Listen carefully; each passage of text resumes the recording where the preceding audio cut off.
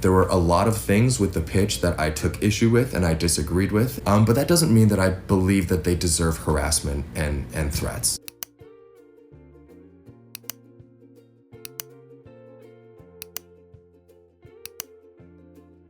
What respect is being paid to this very Asian drink that has blown up around the world? And is it in your teas? Is it in your product development? Who is on your staff? Who's on your cap table? That is. Well, it's a good question. Hello, Dragon. My name is Jessica. And my name is Sebastian. We are here today from Quebec City, seeking $1 million in exchange of 18% of our business, Boba. Dragon, you have probably heard about bubble tea.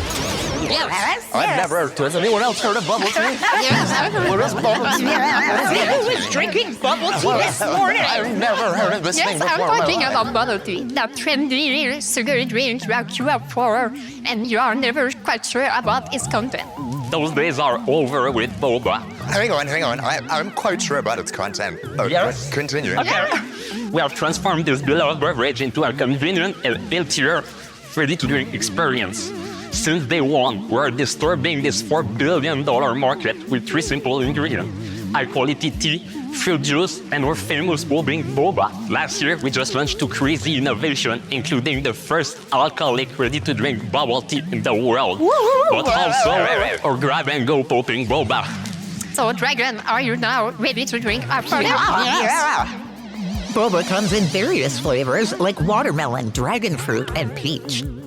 It retails for about $3.99 at major grocers in Canada, the US, and Europe. Did you get the popping Bobas, though? The Boba's popping. Raspberry and lime. Not bad. This is the popping Boba. We sell it in convenience store to add to any drinks. This is my first time having bubble tea. You're missing out in life, man. I've never seen it like in this. I've seen People it. have tried to bottle it up. It's very difficult to maintain the flavor. Did you like this? Well, I thought it was fine, I'm concerned about this idea of disrupting or disturbing bubble tea because it's something that's Why? very They're near. giving you takes on things? Sure, Nothing- but I'm looking at not I'm everything has looking to at be these 2 guys. traditional. No, but then there's also an issue of cultural appropriation. There's an issue of taking something that's very distinctly Asian in its identity and quote unquote making it better, which I have an issue with. But I want to hear the pitch before I formulate an opinion. And Boy, so, that's one way to start. One way to start, a little heavy there. But okay. But it's not an ethnical product anymore. Not with the popping Bobas. So we took the version, the Asian version, and we made it with the fruit, with juice. The popping boba is new. I can't say I've had that. It definitely is an experience when you're having it. And do you manufacture this yourself? No, so we have 3 partners, but they are exclusive partners. So they really only make my bubble tea. Where? In Quebec. What made you guys get into this business? I was like looking at the data about bubble tea, and the popping Boba was just rising everywhere in the world. So I was like, I need to come out with something. It was a crazy success since day one. I'm really curious what your sales are today. So we just launched this company 2 years ago. The first real year, we did $2.2 million. Yeah. With a profit of $300,000. Yeah. And this year, we just ended the year in February, we did $4.6 million with a profit of $600,000. Wow. And we are on our way to do $7 million this year. Wow. And we expect What? to do 14 the next year. That's impressive. Thank you. The numbers never lie. Sebastian, is your biggest challenge money for inventory? Our challenge is trying to figure out how we can do 25 million really fast because we are the leader in the category right now. So then what is you need the $1 million for then? So it's gonna be for listing fees in the US, basically. Okay. Our budget are asking for $600,000 for 2,000 stores. Hey, big risk, big reward. We just launched at Costco this year. Holy smokes. So you're building a brand, and this is, I'll see if I can articulate this, but the name Boba, the industry is Boba, is Yes. it not? Is that a good thing, being called Boba, or a bad thing? Well, they added a B. So right now we're rebranding, we're working with lawyer and everything, but at the end of the day, maybe we're gonna need to have a little word after the Boba. Clearly, you're doing very well. what respect is being paid to this very Asian drink that has blown up around the world? And is it in your teas? Is it in your product development? Who is on your staff? Who is on your cap table that is loud enough? It's a good question because our best partner is in Taiwan, actually. So they make all the recipe, all the boba. We work really hard. We travel to Taiwan. We speak with them. They are part of our team. It's really important for us. So that's the best part. That's the cultural part of our product. And for the little popping boba like that, we have a deal with Couche-Tard in Quebec. So we have 900 stores with that, and they bought like 300,000 of this to put in the slush, and it's a crazy success. Oh yeah, that's such a great, guys, I just we see so many consumer packaged goods products. This is like mega. I've never seen anything like it. I'm sure we can sell it to Pepsi for $1 billion in like 5 years. We are convinced to that. I can go first. I find the product a little too sweet for my own personal preference, and for me to invest in something, I've got to love it and stand behind it. But at this stage, it's not for me, and I'm out. I am studying your can, and I am looking for anything that tells me where boba came from. And where boba came from is Taiwan. You know, I started this venture company for a lot of reasons, but really primarily to uplift minority entrepreneurs. And not only do I feel like this is not happening here, but that I would be uplifting a business that is profiting off of something that feels so dear to my cultural heritage. I want to be a part of bringing boba to the masses, but not like this. So for that reason, I'm out. Thanks. Respect that. Respect that. I'm not sure I'm the right partner for you. So for that reason, I'm going to be out. I like it. I want to help you build the distribution out in the U.S. That does take money, for sure. And it takes a team. And that's what you really need to build here. I will offer you $1 million for 20% of the business. I would offer you $1 million for 18%. I think your valuation is incredibly fair. I have no issue with it. I believe I can help you. That's my offer. In your business, you do not need distribution. You're going to need help marketing, and you are going to need help financing this massive amount of inventory that financing the distribution. Anything else? No. If you can do that, I genuinely believe there's a $100 million company in this space. But I do think we need to absolutely find someone that can really represent this brand, and I can help you find that person that stays very true to what the brand is. Does Darlene want a partner? If you want to co-invest together, I would do that with you. Yeah. We would do $1 million for 18%. But together. Yes. Ooh. I'll do $1 million for 18% on my own. I bring a lot of value.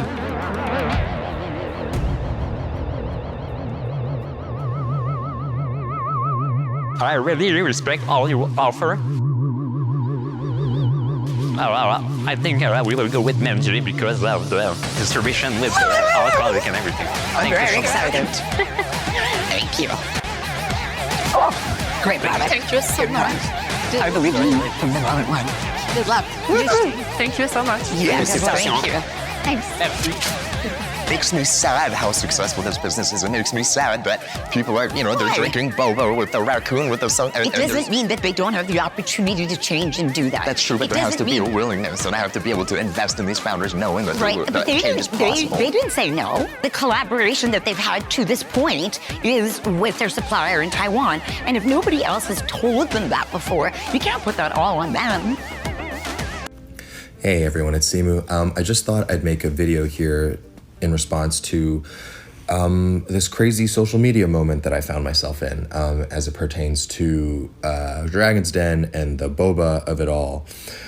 First and foremost, I want to say I think we hit on a really important discussion about cultural appropriation, what it is, how is, how is something exploitative rather than kind of paying homage and paying respect? When is that line crossed? And in that conversation, by the way, I've experienced a massive wave of positivity and support from people from every community, and I just think that's really incredible, and I really appreciate that.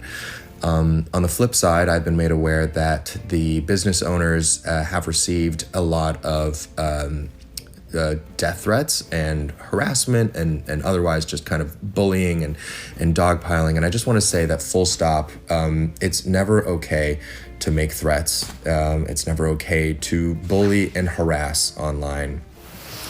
And what I mean by that, I don't mean that, the business owners don't deserve valid criticism, and I don't believe that you should not be vocal about your disagreement. But, I think we can all agree, common sense, there's a line. There's a line that you don't and shouldn't cross. There's a line that you wouldn't cross in person. And I just don't want the legacy of this segment to be pitchforks and, people fearing for their safety. I think we're starting to lose the plot of I think what ultimately the positive energy of this is, which is let's educate people, let's make the world a better place, let's make people aware that, certain things aren't okay from a cultural perspective. When people's personal safety are being questioned, that's when, I think I have to take issue. And I say this as someone who's quite honestly been on the other side. Rumors have spiraled out of control. Social media has kind of done its toxic thing. And I've overnight felt, myself kind of on the other side of an internet dogpile. And it's one of the worst things that you can go through. And it causes undue mental stress and trauma. And in the case of these folks, they're fearing for their physical safety. So I just want to say this. I believe that the entrepreneurs of this business came on Dragon's Den to pitch a business in good faith. There were a lot of things with the pitch that I took issue with and I disagreed with. And as a result, I pulled out as a potential investor. But that doesn't mean that I believe that they deserve harassment and threats. I think a lot of grace should be afforded to them because they're French Canadian. I think their exposure to these types of cultural conversations was limited. And I also feel like English was not their first language. And when you have cameras pointed at you and you're put on the spot and you have to kind of answer these questions that I don't feel like they were prepared to answer, I think you're going to say a couple of things that are not perfect and not the best worded. And, to a degree, yes, it's 2024. We expect that people do their part and educate themselves. But at the end of the day, too, I try to live my life, my real life, and those and the people around me. I give grace and I ask for a lot of grace. I'm not a perfect human, but neither are any of the people in my life. And I just feel like I wish we had a little bit more of that energy online. I wish that social media could be a bit more of a habitable place where we could actually voice respectful disagreement with one another, where you could respond to people as if we were looking each other in the eye and saying, okay, I hear what you're saying. I have to, this is my problem with it. This is my issue. And that we could have someone on the other end saying, I hear you. Thank you for saying that. We don't agree, but I appreciate that we had this conversation, Yeah, I also want to say that the show has been kind of catching some strays. Some of my fellow dragons have been catching some strays, and kind of along the same vein of what I was saying before. That's we have such a short time to formulate our responses when we're filming these segments. Oftentimes you're seeing a lot of knee-jerk reactions and micro expressions that happen faster than the blink of an eye. And then we can't take them back because the camera's rolling. And so I, again, found myself on the other side of that, of an unfavorable edit. But I can tell you for a fact that the show, the producers, the crew were so supportive of what I had to say. And in terms of my fellow dragons, regardless of what they said or what they did or did not do while the camera was rolling, in the break room, everyone was all ears. Everyone was like, I want to hear more about what your perspective is. Let's have a conversation. And Yeah, I really wish that that had been filmed, but that isn't the reality. And so, of course, the segment is what everyone has to go off of. So yeah, just to conclude all of my thoughts, let's not cross that line. Let's disagree with each other. Let's critique each other. Let's critique this idea of cultural appropriation. Let's talk about it. But what we're not going to do is threaten people's physical safety and make people feel unsafe and cause them trauma that, quite honestly, they don't deserve as entrepreneurs who, in good faith, attempted to pitch a business. Was it misguided? I believe so. Were they a little ignorant? Absolutely. But those are all human things, and so. Yeah, I guess I'm just asking for empathy and compassion. Thank you again for all of your words of support. I've really, really appreciated it. And I'll catch you guys next time. Since boba isn't an ethnical product anymore, and this is a new revolutionary product, then poutine isn't Canadian anymore. I would like to introduce a new revolutionary product. It's like tteokbokki, but you sub in fried potatoes for the rice cakes. It's so much more indulgent and delicious, and it actually has spices and seasoning, which makes it better than old poutine. As a Taiwanese American who grew up drinking boba both here and in Taiwan, I do feel really compelled to talk about the difference between cultural appreciation and appropriation. I grew up being very ashamed of being Asian, so it was a really big deal for me when in high school people started to drink boba and people who were not Asian were also drinking it and enjoying it. Because up until then, because I grew up in such a white community, anything that was related to being Asian was kind of looked down upon and always made fun of. That's what the hugest part about cultural appropriation is, as opposed to cultural appreciation. Cultural appropriation is always going to be relevant in countries like the US, Canada, Australia, countries that have a history of colonization, racial inequality, power imbalances. The dynamic of appropriation is always going to be the dominant culture stealing from marginalized cultures and communities, rebranding it as their own, inherently erasing where they got it from. The biggest difference between cultural appropriation and appreciation is respect. Because if you respect something and the culture that it came from, you're going to want to inherently know the history of it, you're going to want to acknowledge where it came from, and that's what was being addressed with this company. Maybe this is a play on words or specificity, because I know for sure they're not the first ready-to-drink bubble tea. But then again, I've never had popping boba, so maybe that's what they're referring to. I understand the importance of marketing and positioning your product to be great, but incomparable boba bubble tea, their emphasis on having nothing else besides tea and pearls is just what gets me, because boba is literally tea and tapioca pearls. I rarely ever publicly shun a company or product, but as a Taiwanese American, I personally could just never drink this. Nope, not drinking it, not going to try it. I see something similar inside Target stores with a brand called Joyba. I think they actually try to do the same thing, and they've been around way longer than this company. This is giving me like when fast food establishments, at least from what I have here in California, when they try to emulate bubble or boba tea or milk teas. I know Yoshinoya has tried it. I know Jack in the Box has tried it, and I have not tried those because I know those are going to be really, really sweet as hell.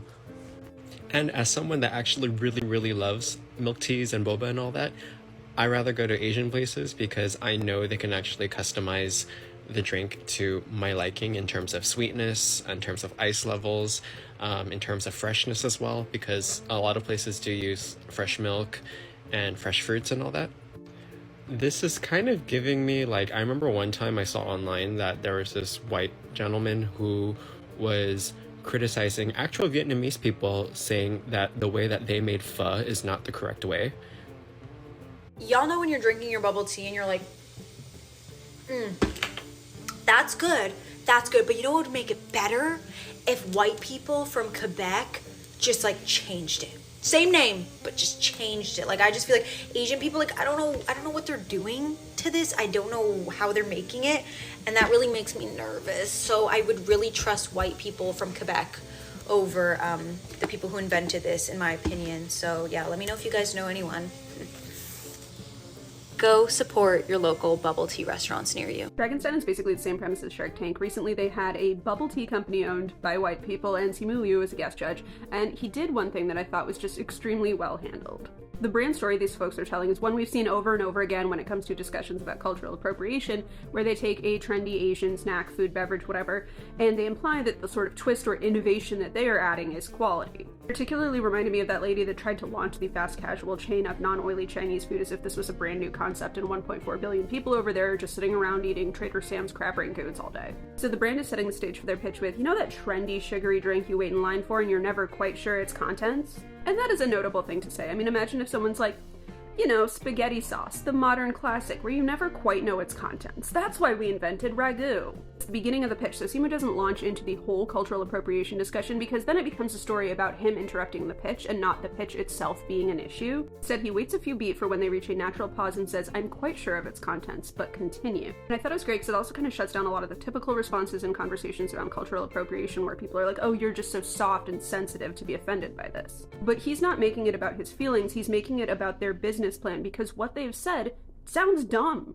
It makes it sound like they didn't do their research, because yes, bubble tea is like not really mysterious in terms of its content. What would you have done if you were these people? And Simu asked you this. What respect is being paid to this very Asian drink? Okay, so see me, I would not have said this. I would not have said boba is not an ethnical, again, what does ethnical mean? I don't know, product anymore. Because your boba pops and is alcoholic, so I understand what you mean. It's very different. Why is your brand name boba? You know what I mean? I don't think I would have said that. Also, I probably would not have rolled my eyes at Simu for just asking me how I'm respecting this very Asian drink, right? What I probably would have done, instead of being so dismissive of him, right, and boba tea as a concept, is I would have been like, oh, well, thank God you're here. If you use your little noggin, hopefully you could put that two together. Also to say, you're never quite sure about its content. We actually do know what boba is made out of.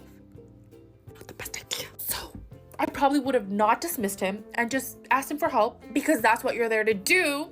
Right? Ask people for help. You're literally asking investors for help. You know what I mean? Probably wouldn't have said this either. You know, those days are over with boba. All the boba stores, fuck them, close them down now. Shut them down. Now, this wonderful lady who invested in the brand and told Simu why.